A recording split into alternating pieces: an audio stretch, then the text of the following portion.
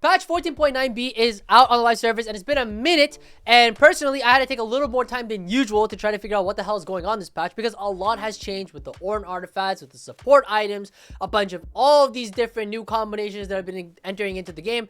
Can't blame me for, like, you know, taking a fucking minute trying to figure out what's going on in the patch, but today, we're here live on Twitch, gonna be talking about the patch today.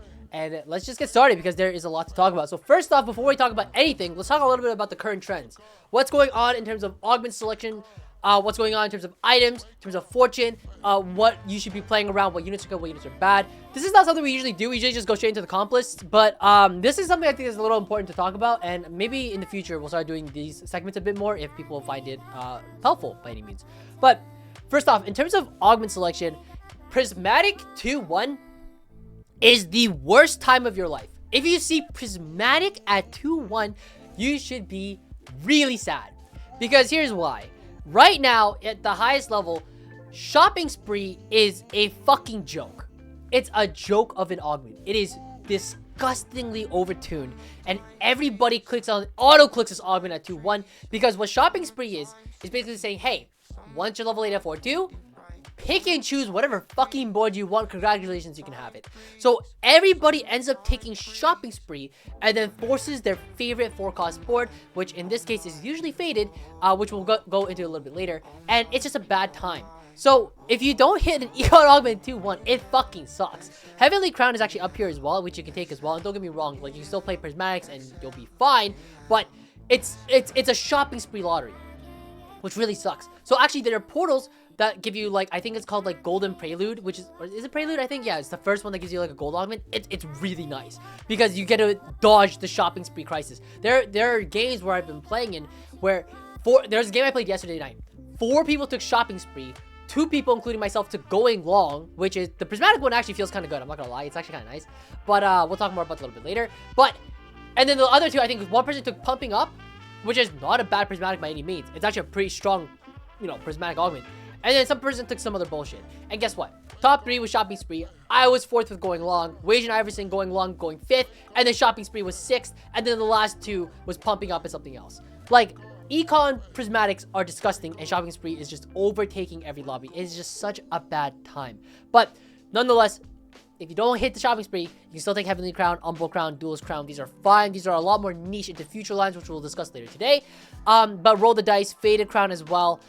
Super fine. And again, these options are available to you, but you might notice that, again, the best augments that come after Shopping Spree are just augments that point you in a very specific niche comp direction where you're uncontested and you'll have sort of a good time because you're not in that Shopping Spree lottery system, if that makes sense. But I just got here. Can you explain how to use Shopping Spree? Basically, the TLDR is you go level 8 and you pick and choose your board. That's basically how it goes.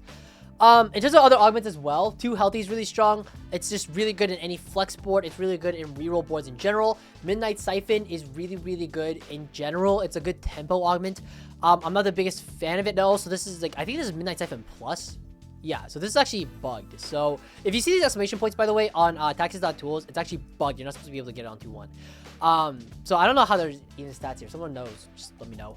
But Midnight Siphon's fine. Heavenly Crown is fine. Heavenly Crest. We'll talk more about this line later. Actually, I might not even have this line set up in the comps list, but I guess we'll talk about it at the very end.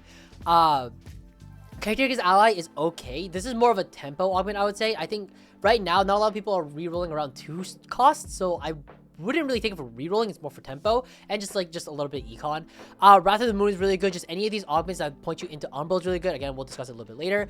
Keepers we'll talk about later. Raid boss we'll talk about later. But yeah, you get the idea. There's a lot of really good augments in general, but just the big thing is just dodge Prismatic if you can. The next thing to talk about real quick is that Fortune is, I still think, really, really good. And I think it's something that not enough people are playing around.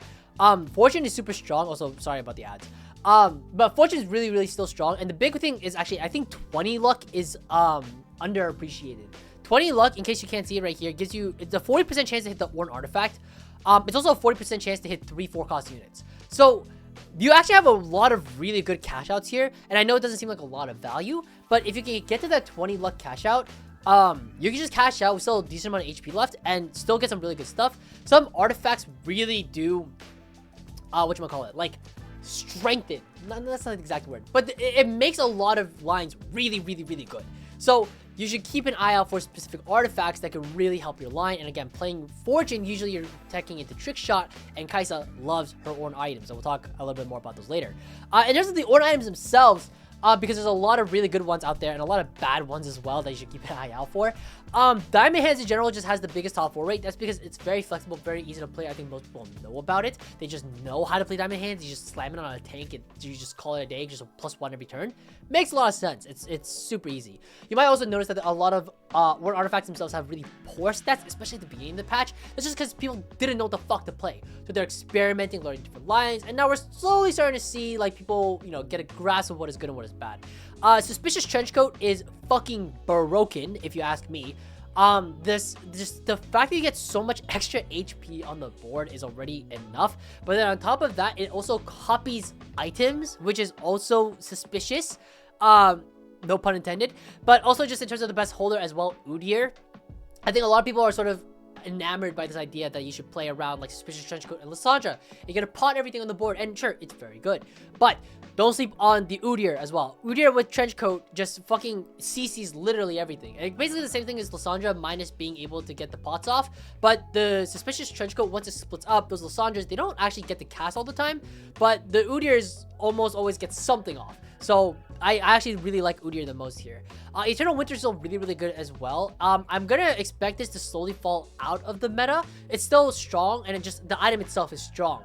But in terms of AD, which we'll talk about a little bit later as well, sorry, I know there's a lot of things we're pushing back later, but AD in general is just worse than AP. So we're not seeing as many people play around like Ginsu holders, around like Trickshot. So Eternal Winter is like just not as good. But again, Trickshot's still good. Like Ginsu's Ashe is still good, but again, we'll touch more about it on later. Other items as well. Gold Collector is really good specifically for Kai'Sa, but Ashe can hold it just fine. Zhonya's it says Silas here, but I mean it's fine. Like I wouldn't see Zhonya's and immediately think, ooh, Silas. If anything, I'm thinking, ooh, Syndra. So Zhonya's definitely, I would prefer it on something like Syndra with like a Syndra with like Zhonya's Archangel's blue buff, something like along that line. I think it's super fine. Silvermere Dawn, we'll touch upon this later, but it's really strong in the right hands. We'll go over the users later, but if you're here for a short period of time, Riven is fine for tempo in the mid game. I think Raptor talked about it. It's good for tempo in the mid game. But also it's really good on gnar reroll, and it's really good on some other units as well. But I think those are the two that come to mind. I think it's really good on just units that don't really like to cast. I guess they don't really care about casting too much. Other items that you should avoid though, Forbidden Idol, it's not that great except for one specific holder, I believe. Nope, not even that's not even true. I think this item is shit. This item is shit. Corrupt Vampiric Scepter. This is actually supposedly good on gnar, at least from what I've seen on Twitter. I'm not sure if that's news, just because this is a 4.9. I don't know. Like I don't think it's worth an augment, but if you happen to get it in your portal and then you play into gnar, maybe it's fine. I don't actually know what the stats are on this. RFC on Kiana 3 as well is also a bit of discussion right now. I can't really say for certain whether or not it's actually good. I think it's something that needs to be experimented a bit more. Sure, it's fine, but like I don't know. I'm not really sure how good it actually is. Prowler's Claw, Blighting Jewel, like all these. Again, Fish Bones, there's no real good holder for Fish Bones. It sounds like it should be good on units like Kai'Sa, and it should be good on units like Ashe, but even then it doesn't feel amazing. So I think the stats that it provides for the effect that it provides is just not that great. Like why not just have Runehands? Talisman of Ascension is good in some lines, but not too many. Just the fact that it got nerfed to 22 seconds before it cast it's a long fucking time. 22 is a long fucking time. But basically this ornn is basically saying like, hey, like if you make it to that point of the fight, you should be deserving of a win, right? But again, getting to 22 seconds is fucking tough. Most fights end within 15 seconds. So, or at least the swing is hard enough that you know who's winning by 15 seconds. In terms of support items, I think it's very well known or common knowledge at this point that Moonstone Renewer is really, really, really good.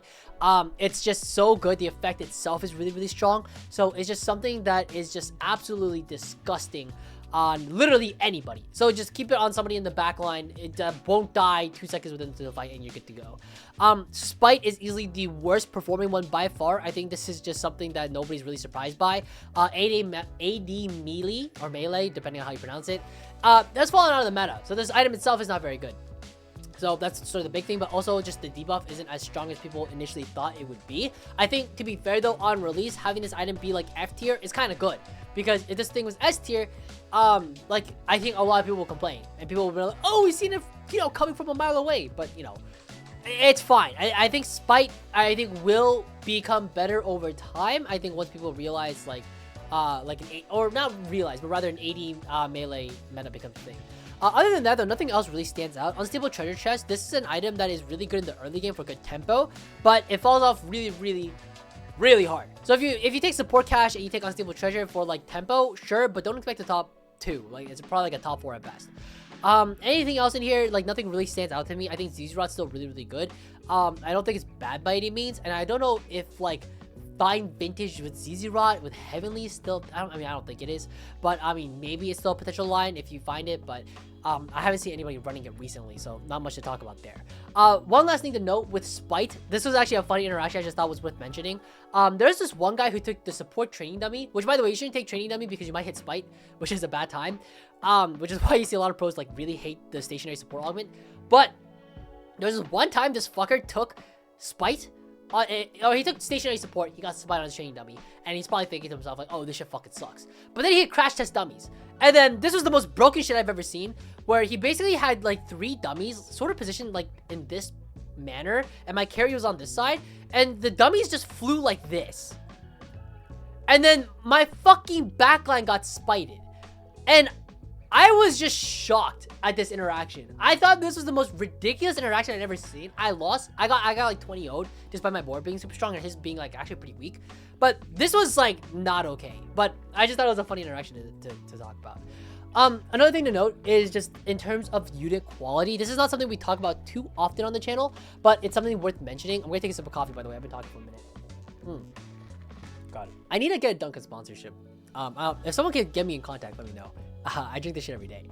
But unit quality, in general, when we're talking about AP versus AD and why AP is sort of the meta right now versus AD, is because I think the general unit quality of the AP units is actually a lot higher than the general quality of the AD units. For example, the best AP slash just item holders in general in the early game are sort of like Ori Yasuo in general. Like the Fade opener is pretty solid as long as you hit the upgraded units. Darius 2 is still very strong with Umbral, and you get that perfect board of like Darius, Yorick, Kiana, and Malphite giving you Heavenly, Duelist, Umbral, and Behemoth for some reason. Like, that's not fucking balanced. Sivir 2 is still really good as well. It's good for an 80 item holder for a backline, things like Ashe and like Kaisa. But Sivir 2 versus Darius 2, I'd rather have Darius 2 any day of the week. So you see what I'm saying. RE2 also kills a lot of units. Like Ori and Sivir, this isn't like tiered by any means, but like I would prefer RE2 over Sivir 2, but they're close. I mean, it depends. Like Storyweaver opener is still very good. That's why you have Caitlyn here as well, which is kind of a happy accident.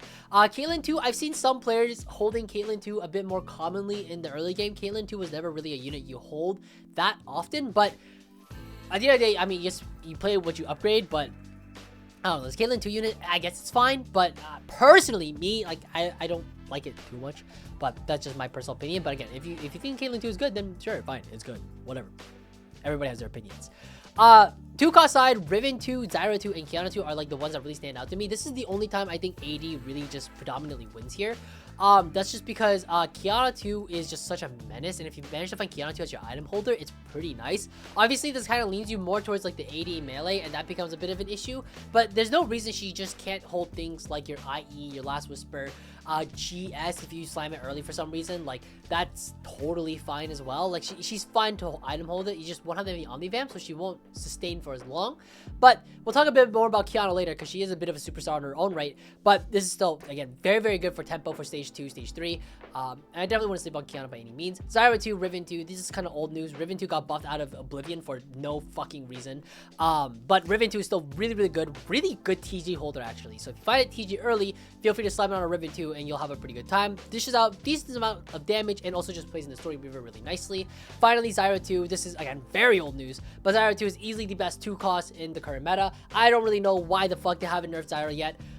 They should have nerfed the dispatch, to be completely honest with you. I think people were already very aware that Zyra was like one of the best 2 costs to get you to 9, but I don't know, I guess it slipped through the cracks. But I mean, it is what it is. I mean, I'd be down for them to buff 2 costs across the board. Like, fuck it, like buff Lux 2 a little bit or something. I don't know. Like, I don't know, like the Zyra 2 unit is a little too strong though, if you But finally, in terms of 3 costs, the only ones that are really of like high unit quality that are like better than the rest is Zoe and Alune. And even then, Zoe actually stands below Alune. Alune 2 is a fucking like Alune 2. Let me tell you about Alune 2. This unit is disgusting. Like, I don't know. I don't like nah. Like, if you ever get to play Alune 2, basically you're just fast 9. Like, you can kind of skip the 4 costs on 8, and you can kind of just fast 9 off Alune 2. Because Alune 2, with like, assuming that you're playing around AP already, like things like your Archangels, things like your, like, I don't know, your Adaptive Helm. She item holds these things so well. She even holds Morello well. And, like, this unit is so fucking good. It's so fucking good. It's disgusting, bro. This is the Wendy's 4 of 3 costs. Like, it's so nutty. It's goated. Like, you just get to go 9. You don't have to roll too much. Just stabilize your front line a little bit. You'll probably bleed a little bit. But overall, it's solid. There have been games where I've played Alune 2, and I'm just like, I'm like 80, 90 HP going into stage 4, and then I'm exiting stage 4 with like 60. Perfectly healthy with like 100 gold. So I really think Alune 2 is just like so fucking sleeper. I think Zoe 2 is still solid as well. But is Zoe 2 better than Zyra 2? That is up for debate. I don't actually know the answer. They both feel good. It's just whatever you hit. But I do prefer, personally, Zyra 2 a little more than Zoe 2. Just because this opens up things like your Diana, your Morgana, right? And Morgana is still like super solid for like stage 4. So I still think like Zyra is a slightly more for my personal speed. But Zoe 2 is still very, very solid. She's not bad at all. Also, one last thing to note on this real quick is that Adaptive Helm is broken. This item is just, it's so good because mainly for the flexibility that it provides. Obviously, it's within the name, but the stats it provides is not even that bad. So you actually like things like Adaptive Helm on things like your Silas, or Adaptive Helm on things like your Syndra, right? Or on your Alune, or on your Frontline, on your Annie, right? It goes anywhere. So being able to slam Adaptive really early and just putting it anywhere you want, and flexing around AP in general, it feels really, really good. So if you can slam Adaptive, you should slam it almost every time. Obviously, like, if you're playing on Syndra, you want to hold off for like a blue buff or something. But in general, this Adaptive Helm item is just fucking bonkers. I think Tier and Rod, every carousel are going to be highly contested. So just keep that in mind. One last thing to note is in terms of like fast 9ing, this is sort of like the new way people have been sort of approaching level 9, which is not cool because like Syndra 2 really, but I think like the thing is that I think a lot of people are thinking like, oh, if I fast 9 I play around a 0-2 and then I just play around a 0-2 and like whatever like fucking units I find, Sage units, Dragon Lord units, whatever it may be, 3 Altruist. But one of the highest caps seems to be Syndra for some reason. Like Syndra 2, a 0-2, you play double AP in the back line, 3 faded, and then you cap out with like a bunch of other units. This board in particular has 2 open slots, but from what I've seen and from what I've played, this seems to be like a higher cap in general, which it's in general, obviously. There are multiple ways of capping out your board, but this seems to be like the premier one, which is very cheap for how much strength it provides. But if you get a 2-star all of these units and then just play around whatever the fuck you want, you're gonna have a good time. Obviously, if you look at the traits, like if you just throw in a Alune here, like it fits perfectly, which is also kind of surprising. But obviously, you don't want to cap out with like an Alune. You want to cap out with things like your Udyr and your like whatever, right? 4 Behemoth or whatever. I don't know. Like you can have like I don't know. Hui is actually really strong as well, unit quality wise. It's actually pretty solid. And Udyr is fine. Like something like along this line. Just treat this as like a threat. Like that's okay. I will say though, I think Irelia is just such a shitter. Every time I've tried to play around Irelia on 9, I am sad. Like I'm fucking depressed. This Irelia unit does jack all. It does nothing. So I'm down to just never touch this Irelia unit ever and just play around Azir, play around Hui. Irelia is only good in one specific line, which you know it's not that hard to figure out. But we'll talk about that a little bit later. But also, in case you can't tell by the tabs, today's gonna be a long fucking meta analysis. There's a lot to talk about. First off, in terms of the reroll side, let's talk about reroll comps. Kog'maw, fucking not that great. But if you happen to find it and you high roll the line very hard, you can still play it. I'm not saying it's good, but if you have like 4 Kog'maws, you have a Nasher Slam, or you have a Nasher Slam in like an open tier, and you have like Cho'Gath 2, Kog 2, and like a Malphite. Like, you should play it. Like, you should play it. If you have a very, very strong Kog'Maw start, you should play it. And, you know, the stats are okay with it, right? It's 62% top 4 rate if you make it a 7 mythic, but, like, Would I lean it? No. Do I hold kog'maws in general? No. But if my shop is cog, cho, cho, do I have a choice? No. So, I mean, I would try to play it if your spot is good for it, but that's the only time I'd ever touch it. Other than that, not that great. The premier for the reroll line right now is definitely going to be Dryads still. There isn't too much to really talk about. It's just the exact same shit as before. The only difference, though, is that if you stumble upon a Silvermere Dawn, you should throw it onto your gnar. I don't know why the fuck this is the case. Hodge BT gnar is biz. Hodge BT with Silvermere Dawn. I don't know why, but it's very, very strong. I guess the idea is that gnar is basically going to one-tap everything on the board, and then he heals so much, he just never dies.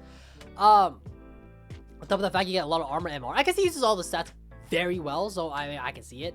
But yeah, this seems like fucking disgusting. I think Titans, by the way, double Titans BT was sort of the meta way of building gnar, but nowadays people are leaning more towards a lot more omnivamp. So things like double BT Sterax, and just completely unmating Titans as well is an option. QSS, I think this will fall a little out of favor just because I think Lysandra is being played a little bit less after the nerfs, but it's still very solid as well. You just slam whatever you find, it's totally fine. Kindred 3 is ideal, obviously. Purple buff Rabadon, nothing is different there.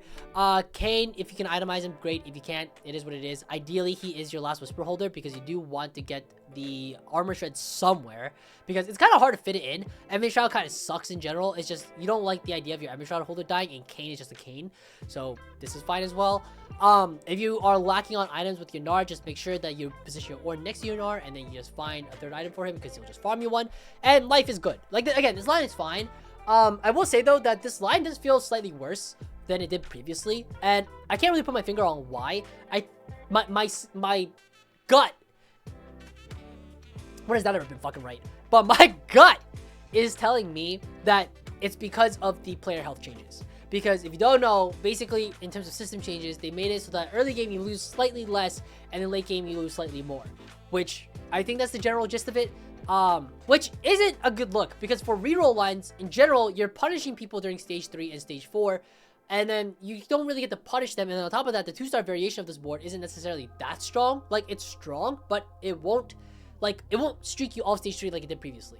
So you have stage 3 not being that strong for reroll line in general, which is why people don't like to play this. It's more of a low roll punisher, and then on top of the player health changes, now this board just doesn't feel as good. Don't get me wrong, it can still win out lobbies by a landslide, especially if you hit 6 Dryad. Still very strong despite the nerfs, and still a very, very competitive line, but you need to hit within tempo. Like, you can't just like fucking open forward and then play the Dryads most of the time.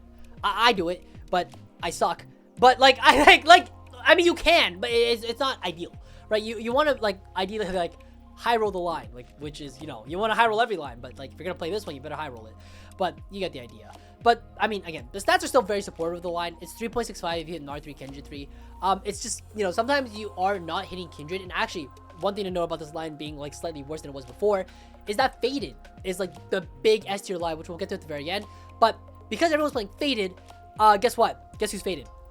Kindred. So everybody has a goddamn Kindred on their board. And there's this one time, I remember I was playing this fucking gnar 3 line. I hit very reasonably within tempo, but I had like 5 Kindreds, which is a decent amount on 4-2.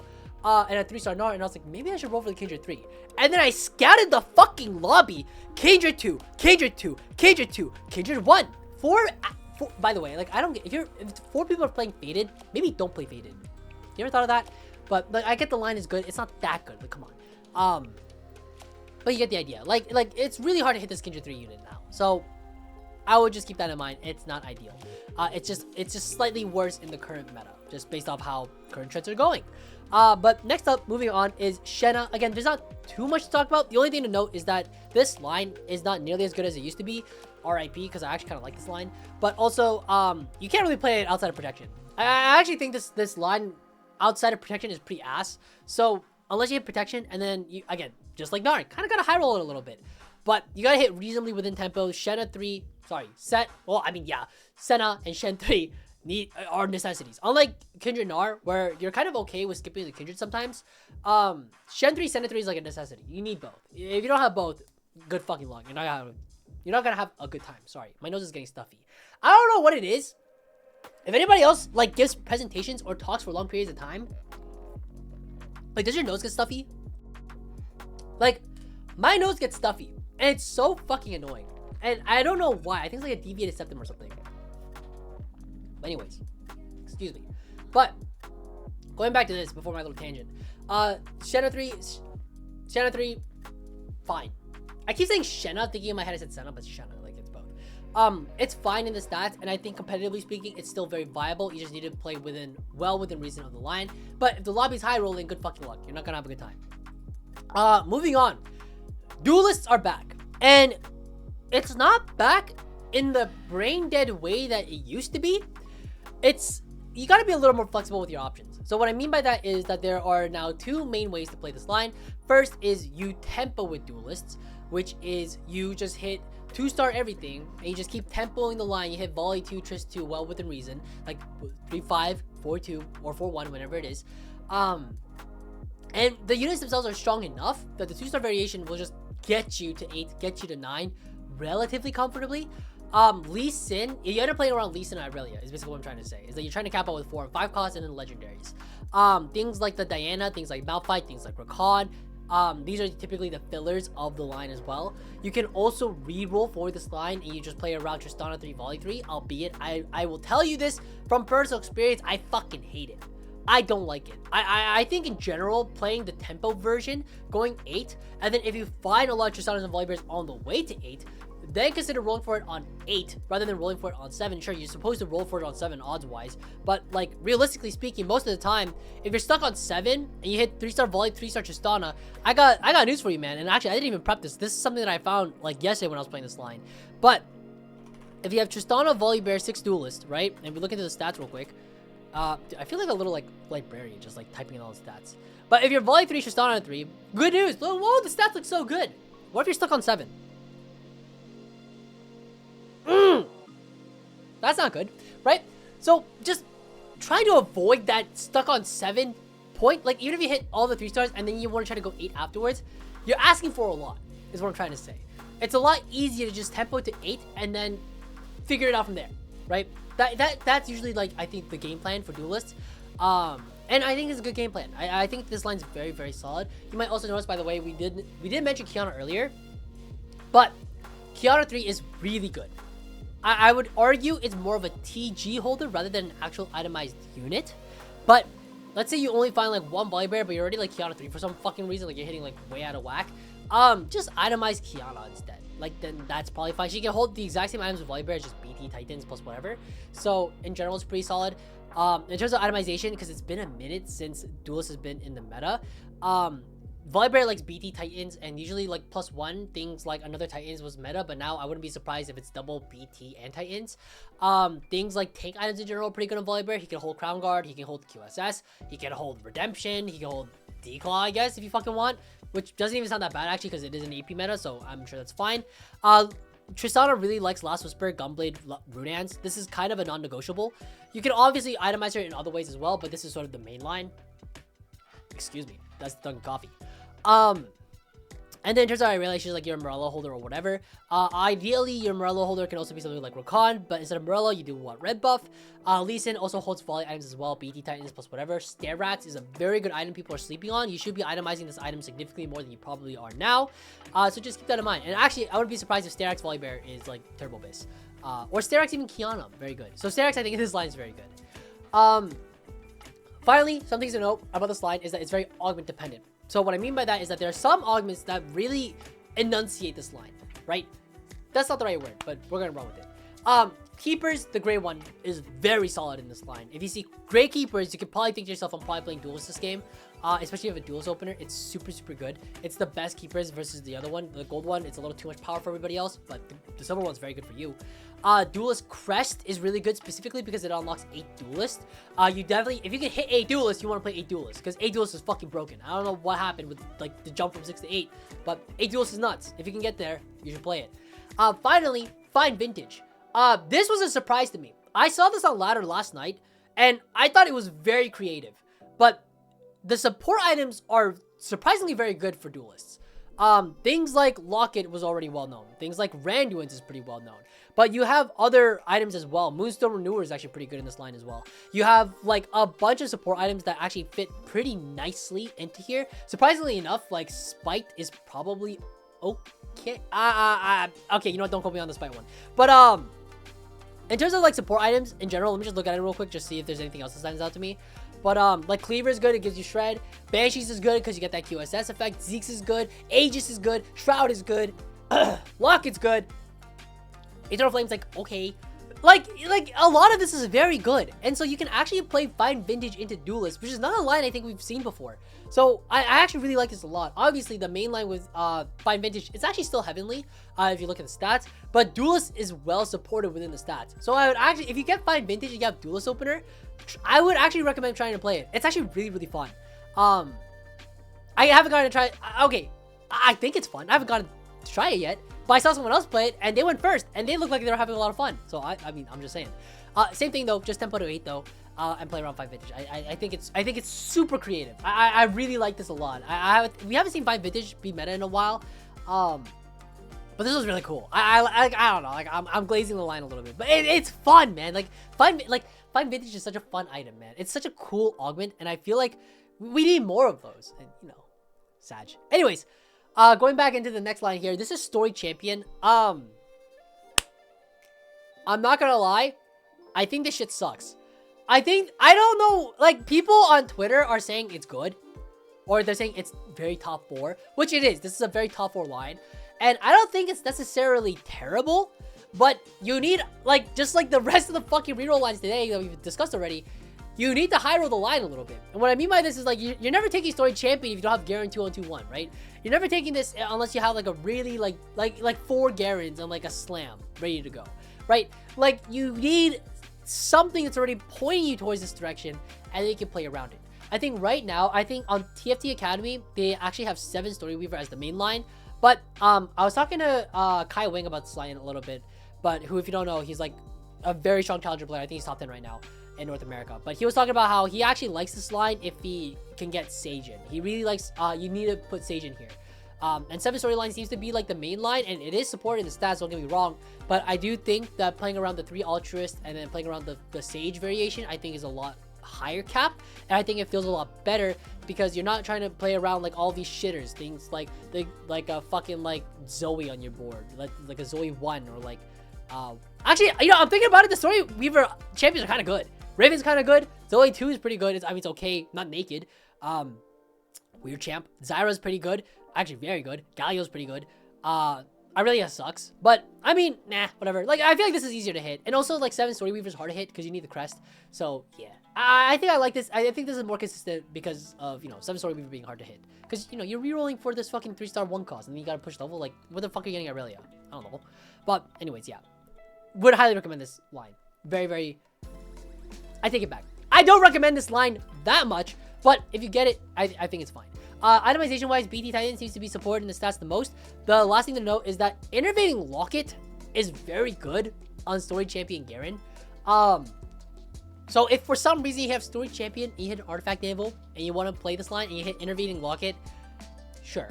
You knowledge gapped everybody with this one. Congratulations, well done, buddy. This is actually the best itemization, at least from what I've seen in the stats. But if you don't hit this, which is like once under the blue moon, also like playing Storied Champion once under a blue moon anyways, so that's 2 fucking blue moons you're counting on. But if you don't get it, Archangels is surprisingly very good on this unit. Archangels, any tank item, Declaw, Redemption, totally fine. So yeah, you can play around that. But if you play this line, let me know how you think about it. I'm sure it's great. Oh, one last thing to note. Shiv red buff. I have this on Morgana here, because I think that should be blue, by the way. This should not be. Oops, sorry. It should be blue kale. But anyways, going back to this real quick. Shiv red buff is a really, really good interaction, and I don't think enough people like play around it. Because in general, because it's an AP meta, you want to be playing around Shiv because it's good for your armor shred. I mean, obviously, like you want like Spark on like your Silas, but let's say you're not playing around Silas, you're playing around something like this, where you know maybe your front line isn't surviving for that long in the fight. Shiv red buff is actually really, really strong. It's actually supported more in the stats compared to Shiv Morello, which I think is what a lot of people sort of default to. But I think the bonus attack speed that you get out of red buff is just so much more value, and you get 6% bonus damage, which isn't a lot. But Morello gives you what? Like, I think it's like 20 AP if I remember correctly. Sorry, 25 AP, which is still like it's nothing to snooze at. But I think the synergy between Shiv and red buff is better than just going Shiv Morello and getting that little bit of extra AP. That's what I see in the stats. That's what I see being supported. Obviously, like, it's 3 bows, which is like, that's a lot of fucking bows. But I think sometimes when people get a lot of bows, they don't really know what to do with them when they're playing AP. But this is just like a little niche, if you will. This is like the technical higher cap, but obviously it's a lot harder to hit. Morello is still very solid, don't get me wrong. And then Garen 3-star, yeah, again, these are just the stats. 4 Dragon Lord seems to be supported as well, which is kind of surprising. I know TFT Academy, by the way, they have 4 Dragon Lord Zaya back as like an S tier comp. Not sure how I feel about that. I haven't had a chance to really try it out, but I don't know. I don't know how I feel about it necessarily, but I'm sure it's fine. I mean, Dragon Lord has always been like historically pretty decent. So anyways, moving on here, Umbral with Umbral reroll with alune and Yorick. Yorick is specifically for Midnight Siphon. Generally speaking, if you don't have Midnight Siphon, you're just playing around Silas 2 and an alune. Ideally, it's alune 3 Silas 2 without the Midnight Siphon augment, but like, I don't know, 3-cost reroll in general just feels kind of bad. It's weird. We're in a weird state of 3-cost reroll right now where it's more, you tempo to 8. If you find the copies, great. Or maybe you find like an early Hui, you maybe like duplicate yourself another one if you have the HP to spare. But in general, like it's weird. You tempo to 8 and then you roll for it if you have a lot. Otherwise, you just try to go 9. So yeah, I don't know. This Umbral line, it's still very solid and it's fine, but I'm like not like the biggest fan of it just because this Silas unit and like Syndra are like the most contested 4-cost by far. So like, it's good, don't get me wrong, it's good, but when you're kind of stuck in like Silas 1 jail, like it feels really bad, like especially without Midnight Siphon. So I don't know, like Umbral in general, like without Midnight Siphon, I'm not a huge fan of it. It's still a good line, don't get me wrong, it's good if you hit, but are you gonna hit? I don't know. So just keep that in mind. Also, 6 Umbral is really hard to hit. You do need the Umbral crest, otherwise you have to find a set somewhere on 8. 4 Umbral just doesn't really do it. You definitely really want to hit that 6 mark. It also just lets you just position freely, which is a huge bonus. But again, you're playing units like Darius and Yone on your board, which don't feel too hot. I wouldn't be surprised if somebody came out with a variation which drops Yone and Darius. I don't know what that would look like, but that's just something to keep in mind. Obviously, you're itemizing your Silas and your alune the same way as you always have. Silas is, again, ideally, it's adaptive. Things like Spark, things like Crown Guard. This is probably BIS Silas off the top of my head. I can't really think of anything better, but this is typically the itemization you're looking for. Obviously, fully adapted is really good as well because he's just, you know, adaptive everything, which is great. Alune as well, like with the Shiv Red Buff we talked about earlier. Slightly better in my opinion. Obviously, Morello is more support in the stats, but I think it's because not a lot of people build this red buff version of Alune. So, just something to keep in mind. But I do think this is the slightly higher cap versus the Morello version, but still, like, I would rather throw all my rods on Silas and just save one here and then just call it a day. But that's just me. But still very strong. Archangels is really, really good on Alune. She actually really likes Shiv over mana items. Can't really tell you why, but I would assume that Shiv is just enough attack speed that she can get enough cast off, and I'm sure it's okay. Archangels is by far her best item because the fights do tend to last a while, so she is starting to be able to one-shot a lot of things. And just like duelist, by the way, other thing to know is that this is a very augment dependent comp. Midnight Siphon is the big one, obviously, but Umbral Crest, getting that 6 Umbral for free is really, really nice. But also Wrath of the Moon is very strong. If you can get Wrath of the Moon and play into Umbral, in general, you're going to be having a very good time. Finally, in terms of Yorick items, Talisman of Ascension is easily his best ornn item. Obviously, if you find it, great. If you don't, whatever. BT is fine. Redemption is fine. Declaw is fine. Warmogs is fine because his ability scales off HP. Just keep in mind, it's still a very solid item, but yeah. I mean, Talisman, outside of this, though, I don't really know any other holders that are great with it. But even then, like, I don't know. This is a little dicey to me just because, like, sometimes Yorick doesn't last 22 seconds. Me neither. But you get the idea. Like, it's still a very, very solid line, to say the least. Also, sorry, my room is very hot, so if you see me sweating a little bit, I apologize. Moving on to some 4-cost lines now. Finally. Jesus Christ. My nose is getting fucking stuffy. My God. I don't know why my nose gets runny whenever I talk for too long. I don't know. But let's talk about it. So, 4 bruiser, 4 trickshot. Very solid. Nothing much to say else. We've seen this line since like the beginning of the fucking meta. It's been solid the whole set. It's still solid. It's still very good. I think people are sort of faded pill at the moment and they're not okay with the idea of leaning into Kaisa. if you're uncontested Kaisa, because three dunces are fucking running Fated, one guy is running Gnar, one guy is running Story Champion, I don't fucking know, and like no one's running Kaisa, just fucking play Kaisa, it's fine. It's very, very good. Also, just in general, playing Fortune into Kaisa is super strong. We already talked about earlier the Ornn artifact, the 20 cash out into Kaisa is very good. Things like Collector, things like Mana Zane. A lot of these Ornn artifacts are very good. Sniper's Focus is very good. Eternal Winter for your frontline, Nemo for your frontline. You have so many options. You actually have so many options. Suspicious Trenchcoat is good, actually, if you can get the 9. But playing, like, I mean, in general, it's very good. Like, not on Kaisa, but it's good on your Udyr, which you're going to eventually put into your board, right? You have a lot of options out here. So, I would say, like, it's very, very good. And the line is very solid. Lucky Ricochet by the way, very fucking good augment. I wouldn't take it at 2-1 and force Kaisa, but I would say that if you find it and you're already leading into Kaisa, like, it's an auto pick every time. Very, very solid. Oh, Little Buddies. Yes. Someone in chat mentioned Little Buddies. Thank you, Hershey, for mentioning that. Little Buddies is fucking solid. Little Buddies, you'll see this augment pop up a lot. I actually have not, like, mentioned it at all this entire meta analysis, which is kind of criminal. But I guess we haven't really been talking about forecasts yet. But Little Buddies is fucking disgusting.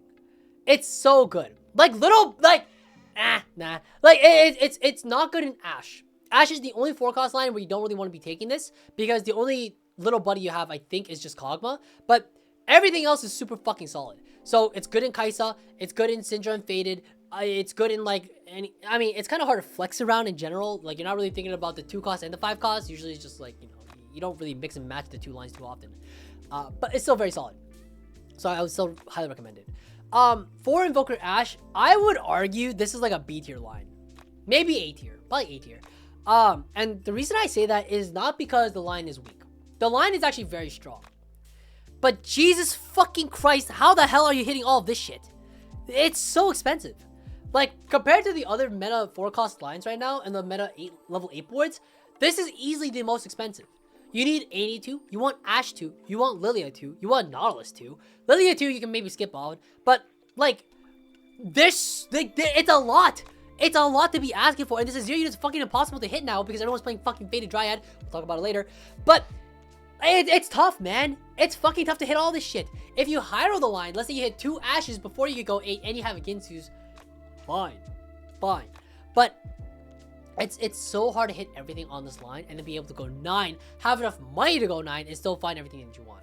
It has a very high cap. It's still very solid, but I mean, again, compared to the other lines, it's just so goddamn expensive. So I just don't really see this being that great of a line to lean into. And generally speaking, when you slam Ginsu's, you limit your options. You are playing so narrowly now. So, like, you don't even want to be slamming Ginsu's early game because, like, it's good for tempo. But then let's say you miss Ashe, now what? You're stuck in Ashe jail. Like, there's nothing else you can do about it. So, I mean, I don't know. Me personally, nah, I'm okay. I'd rather skip out on it, but that's just me. Also, by the way, Little Buddies, why? Sorry, Lux and kog'maw are the only 2 that are in this line, but 2 is usually not enough. You usually want 3 or more. But moving on, 7 Storyweaver, vertical Storyweaver. I think this is underplayed. I actually think this is very, very underplayed. Little Buddy's actually very good in this line as well. Storyweaver crest, I think, or if you're playing in a portal that has Storyweaver, like, or like an emblem available to you somewhere, I think it's very solid. I think not enough people like to try it. Blue Kale is fine. It doesn't win out a lot of lobbies. It can. I've actually done it before, but it's hard. I think the main thing that people don't play around is that it's Silas 2 is the main star of the show in this line, which you wouldn't normally think about because normally you're thinking, oh, Storyweaver, oh, I'm playing around Aurelia. But typically, it's just Sage Silas, but just twisted, you know? It's like a bop it. You don't play necessarily into the Storyweavers. You play around Zyra 2 or Zoe 2 as like your main AP damage throughout the early and mid game. But then for things like your Silas 2 and like your Zyra 3 are things that you're more thinking about stage 4, stage 5, and whatever. Galio 2 is obviously your main tank. You still want to play around for Bruiser. You don't have to. You can actually drop out of this and play around Sage instead, and that's probably fine as well. It depends on the way that you're playing around this line. Like, for example, if you're taking Little Buddies, this is fucking solid. It's beautiful. You have 4 Little Buddies on the board, and it makes a lot of sense. But you can also just drop, like, the Lissandra, or you can, I mean, Lissandra's on 9, but you can drop down with like 3 Bruisers, play around like some Sage instead, play around like a Morgana. That's totally acceptable as well. If you find extra Storyweaver emblems, find 2 for some fucking reason. You can drop more of the shitters. You can drop the Sivir for something like the Morgana, like we talked about earlier. You can actually cap out with Azir too, which I've done before in the past, where I played like Storyweaver Azir. Just because like you just have so many good quality units, you might as well. And it makes sense. I think it's underplayed. Blue tends to be like the main Kale build, but I would say that green and red into blue still seems to be fine. It just kind of depends on what you need in the early game and then what you're pivoting into. Normally, you're not thinking I'm playing vertical Storyweaver straight from 2-1 outside of Storyweaver crest. Excuse me. But besides that though, like, nah. Like, usually you're playing whatever Kale you need. Maybe you're leading Kaisa and you go, oh, wait a minute, I want to play vertical Kale because I have vertical Storyweaver rather, because I hit Storyweaver crest on like 3-2. Makes a lot of sense. Finally, Zyra 3, just so that people aren't confused. You play Zyra 2, and then you just hold every Zyra you see, and if you find Zyra 3, you can play Zyra 3. Makes a lot of sense. You just take into a little more of the sages rather than the bruisers, I guess, and perfectly fine. Keep that as well. But, anyways, moving on, finally, to 5 Faded. Jesus Christ, 5 Faded Flex. This is the board that everyone is talking about. Everyone's hard forcing and high elo. Today, we're going to be playing some games later on ladder, and this is not going to be a good time. Because what you're going to see is that every fucking person and their fucking mom is forcing this shit. They're forcing it. Like everyone is so faded. And don't get me wrong. Typically, in a lobby, this board will win out the lobby. Admittedly, it's true. This is just a very fucking strong board. But what I will say is that if 4 people in the lobby are fucking forcing it every time, just play a different line, man. Just play trick shots. Just play Sage Silas. It's very good. It's fine. You can even play like Heavenly Kayn, whatever. It's okay. Which, Heavenly Kayn, I forgot to include it in this video, which I think I talked about it earlier. It's just Heavenly Kayn. It's exactly the same as before. Just Heavenly Crest on Kayn. You're welcome. If you need more info on it, somebody has a guide out somewhere, I'm sure. But, anyways, this is like, dude, I'm so tired of seeing like 5 people force this shit. People force this shit from the worst positions imaginable. Do you want to know what I saw the other day? I saw somebody play Kog'maw Caitlyn, Malphite Cho'Gath, right? A Kog'maw opener. Makes a lot of sense. It was all 1-star. No, I don't know what the fuck. They're saying on like 2 pairs, I think. That was their 2-1 opener. They lost streak down to 60 HP. They rolled on 3-2 slightly, stabilized their board. Guess what they stabilized with? Guess what they fucking stabilized with? They tried to stabilize with a fucking they somehow pivoted into Teemo Trickshot. I don't know how the fuck that happened. And then from there, they pivoted into Syndra. They were 20 HP, level 8, pivoted into Syndra.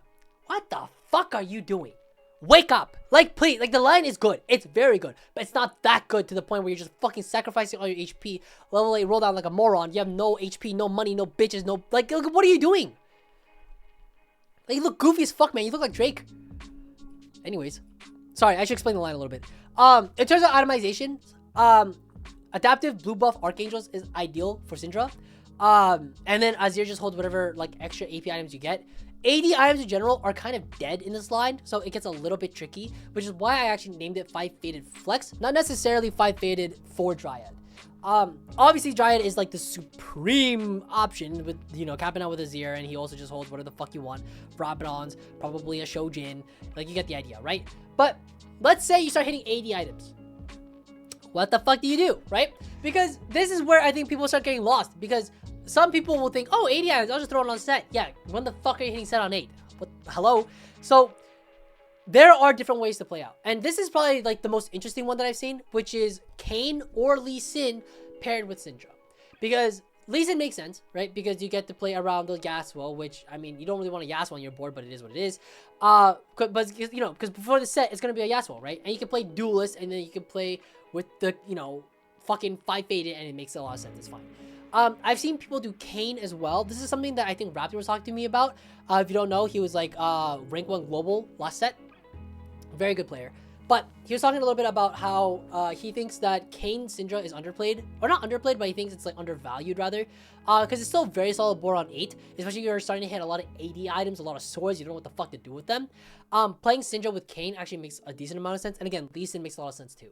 So if you're playing this line and this is what you end up with, this is definitely better than playing around Aphelios. In case you haven't noticed, Aphelios is not on any of these boards.